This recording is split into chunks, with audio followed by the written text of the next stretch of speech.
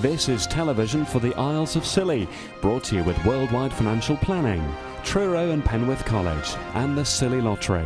From Radio Scilly, this is scillytv.com.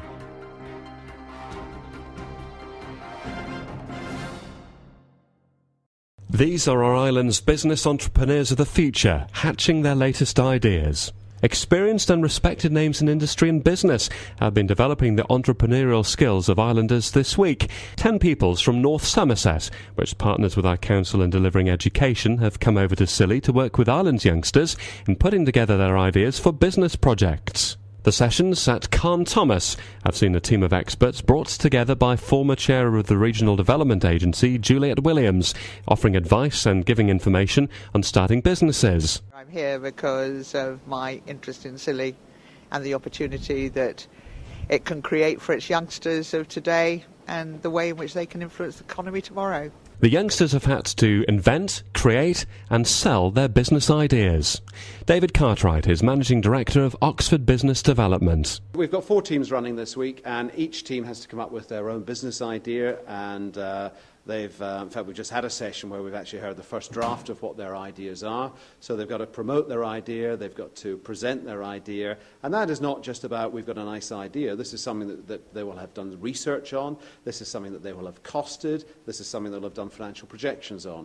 So they present this to a team of 4 from 4 islanders, I guess. The team of visiting experts have been impressed with the islanders' business acumen. Roger Mumby-Croft says living on islands can make you resourceful. Oh, I think so. I think the whole business of living on an island makes you more, in some ways, makes you more adaptable, makes you more self-reliant, because you have to, kids jumping on ferries to get here in the morning, so you don't get that on the mainland. So yeah, I think there's a certain element of self-reliance and enterprise which is inherent in living in an environment like this. Juliet Williams says some of the ideas presented have been impressive. Well, there are 3 products out there. There's a board game, for example, that represents all those areas and attractions on Scilly. And it's really quite sophisticated what they've created.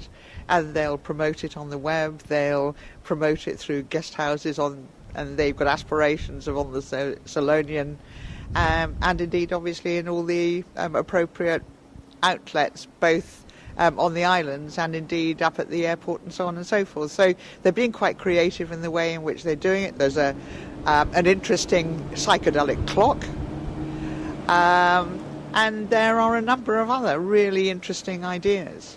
So I think they've been very creative and very innovative with what they're trying to do. So you never know, the new industrial park could actually be populated by young people before we're very much older. The visiting youngsters and islanders then had to pitch their ideas in a scene reminiscent of TV's Dragon's Den to Chairman of the Steamship Company Andrew May and Council Director of Finance Peter Lawrence.